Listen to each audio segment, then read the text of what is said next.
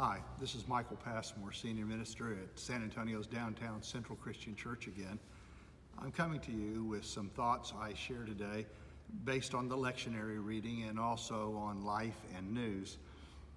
I'm troubled again. I'm not going to say I'm depressed, but I am troubled and concerned again, contemplating on many of the news stories that have been coming out in this past week regarding the continual division inside of our country.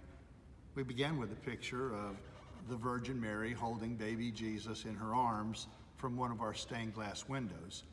And I'm reflecting on Sean King's from the hashtag BLM saying that its next target should be what he called European white Jesus, European white Mary and baby, that these windows must come down as a part of our systematic racism and oppression and his reestablishment of his kind of a society.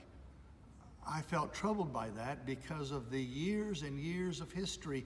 It reminds me more of the Taliban or ISIS than any part of modern thinking in America. But there are problems with our country, there is no doubt. There are many hurdles that we must overcome as Christian people, as church people, as white and black, Hispanic and Asian. We must find ways to work together and be together.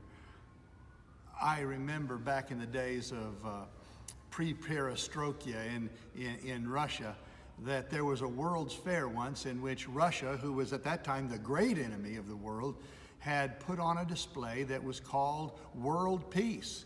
And in it, it had a cage, a large cage with two animals, reflecting from Isaiah 65, I believe. It said, and it showed a baby lamb in the same cage with a great Russian wolf.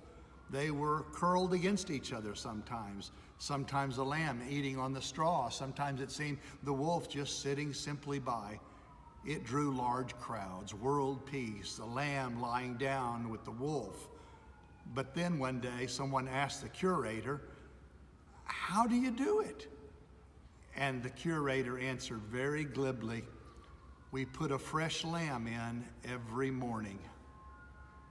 How sad that might be, that we have to fake world peace.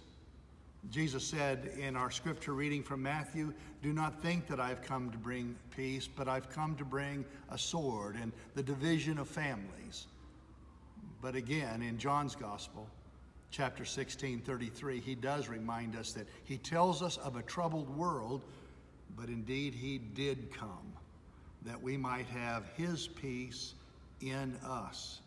No matter how troubling the news, how in your face the broadcast, may we keep in our hearts and minds his peace in us. Thank you for letting me share.